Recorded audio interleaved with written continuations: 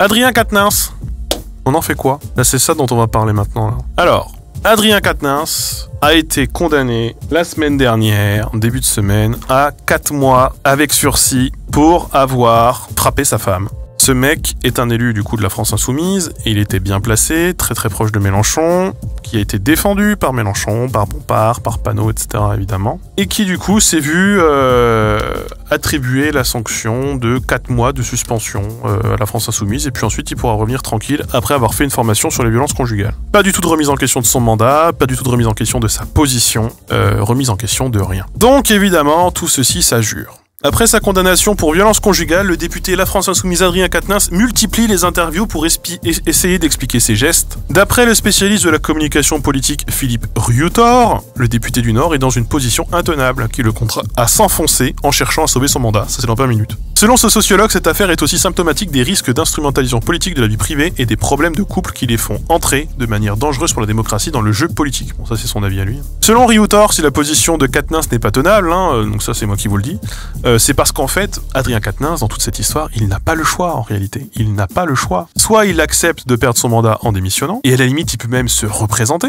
Il repasse au vote. Soit il décide de contre-attaquer, mais en s'enlisant dans cette affaire, puisqu'il est obligé alors de s'attaquer à son ex-épouse, qui elle n'a pas les mêmes outils et les mêmes leviers médiatiques pour faire face. Et donc vraiment, il met le personnel et son couple dans un combat politique. Eh bien, malgré une condamnation pour violence conjugale et une suspension de 4 mois de son groupe parlementaire, Adrien Quatennens a annoncé son retour sur les bancs de l'Assemblée nationale vraisemblablement dès le mois de janvier. Le député La France Insoumise a donné 2 interviews distinctes dans lesquelles il a dénoncé un lynchage médiatique, répétant ne pas être un homme violent, malgré le fait qu'il était condamné pour violence et qu'il ait reconnu les faits. Où on a une condamnation quand même pour violence conjugale, réagir en direct dans un grand média, je trouve que ça manque de retenue. Il a réclamé un temps de digestion pour se demander quoi faire de cette sanction pour soi-même, pour la société, pour la politique, se disant solidaire de la décision du groupe LFI d'une radiation de 4 mois jusqu'au 13 avril.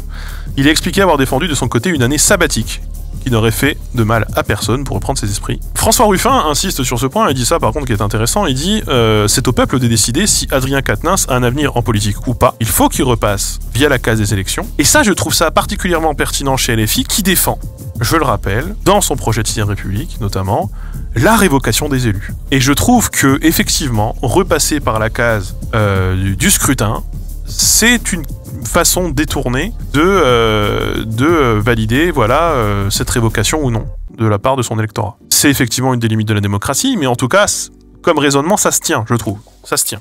Donc, on a Manuel Bompard qui est intervenu quand même là-dessus, qui nous dit « On est tous mal à l'aise, mais il y a un accord au sein du groupe. » Et puis, comme Jean-Luc Mélenchon l'a exprimé en meeting à Saint-Étienne vendredi, l'idéal républicain, c'est aussi qu'un homme condamné a le droit à la réhabilitation. Donc, en gros, la défense d'une partie de la direction de la France Insoumise, qui défend, elle, qu'il y a une union et que tout le monde est d'accord, ce qui n'est évidemment pas le cas, c'est de dire, avant la condamnation, présomption d'innocence, à partir de la condamnation, c'est la double peine.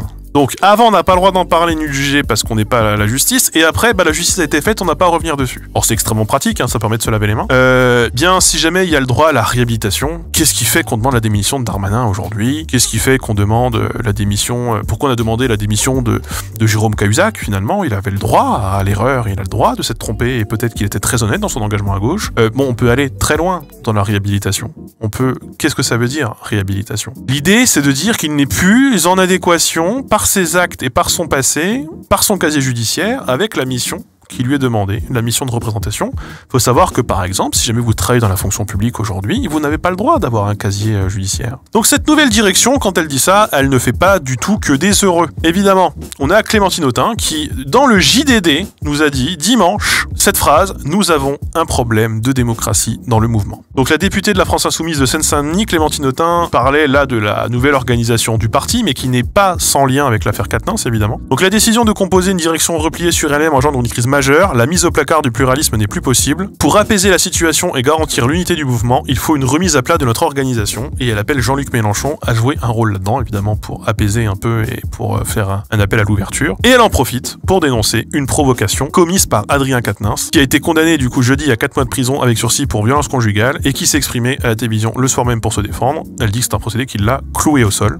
Donc Clémentine Autain dit « Il a récusé méthodiquement tous les principes féministes, il n'a tenu aucun compte du point d'équilibre trouvé démocratique démocratiquement au sein de notre groupe et des mots que nous avons posés. Elle ajoute, à l'heure de MeToo, l'émancipation des femmes n'est pas un petit enjeu pour les Français et pour la gauche. Ne manquons pas d'exemplarité sur un combat majeur de notre mouvement. Et d'ailleurs, je vous le dis ici, mais Adrien Quatennens qui s'est quand même permis de dire que les féministes se trompaient de combat là-dessus. Donc à la LFI, le maintien d'Adrien Quatennens ulcère ses branches de la jeunesse. Et le pire dans tout ça, c'est que la France insoumise sans la jeunesse, eh bien, c'est personne. Ce qui était vraiment un moyen de gagner dans 10, 15, 20 ans, quand les gens, une fois jeunes, allaient vieillir et allaient trimballer avec eux cette passion qui les avait animés au départ et cette construction à laquelle ils avaient participé. Mais là, ils se sentent trahis aujourd'hui. Donc ça, et on risque de perdre vraiment 10 ou 15 ans peut-être, en tout cas pour une partie des militants. Donc la génération Mélenchon, celle qui a permis au candidat à l'Élysée d'être par 2 fois le 3e homme du scrutin ultime, ronchonne, grogne même la France insoumise déjà plombée en interne par le nouvel organigramme. Donc ça, on vous l'a dit, c'est le changement de direction. Apparemment, on appelle ça maintenant la promotion Lénine, parce que vraiment méthode léniniste de nommer, de choisir la nouvelle direction. Eh bien, la France insoumise est confrontée à une grève militante de ces jeunes, en cause la gestion du cas Quatennens. Notre combat devient incohérent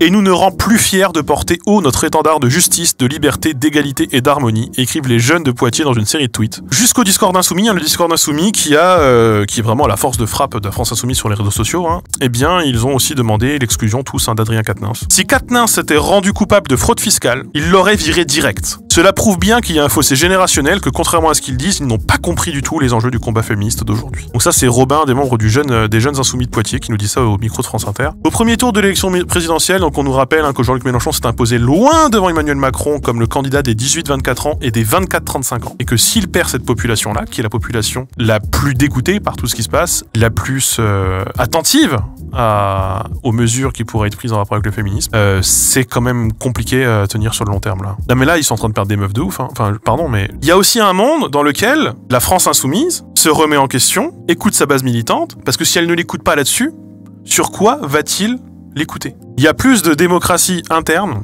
chez les Républicains, comme on l'a vu tout à l'heure. C'est incroyable quand même. Faites-nous confiance, hein. On va régler tous ces problèmes d'égalité et de démocratie. Par contre, en interne, on pourrait en faire la démonstration de ce que ce serait et tout le monde serait content qu'on le fasse. Vous en avez tous très envie. Par contre, c'est surtout ce qu'on va pas faire. Mais je vous promets qu'on le fera un jour quand on sera au pouvoir et qu'on aura vraiment les moyens d'avoir tous les leviers pour faire ce qu'on veut. Mais par contre, là, on l'a en interne, mais on le fait pas. Hein. On le fait pas du tout, mais je vous jure, on le fera plus tard. Par contre, en attendant, on va surtout épurer la ligne politique en interne. On va placarder Raquel Garrido et Corbière, qui étaient nos chouchous, parce qu'en fait, ils ont dit des conneries qui me plaisent pas tellement. On va écarter Ruffin, parce que bon, il se la joue un peu trop, voilà.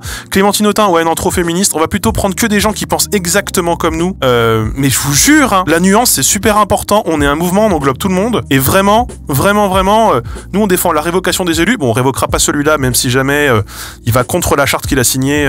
Voilà. Mais Jean-Luc Mélenchon, c'est genre le 4e mec à promettre la 6ème République. Mitterrand, il voulait la faire.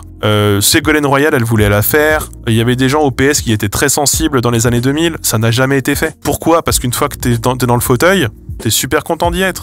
Tout ça pour dire que de toute façon, si un mec qui met une gifle à sa femme provoque autant d'émoi et autant de scission dans un parti qui n'est pas capable de le gérer, je suis désolé, mais je ne lui fais pas confiance pour gérer ce genre d'enjeu à l'échelle nationale. Si Adrien Quatennens avait été ministre de Jean-Luc Mélenchon et qu'on avait appris ça aujourd'hui, vous pouvez être sûr et certain que Adrien Quatennens aurait été maintenu en poste. Et que l'exemplarité politique qui avait été défendue par Emmanuel Macron, par François Hollande avant lui, par tout un tas d'acteurs qui arrivent et qui le brandissent comme si jamais c'était « moi c'est différent, moi je suis exemplaire », eh bien ça aurait été tout aussi mensonger et ça aurait contribué à la crise de défiance.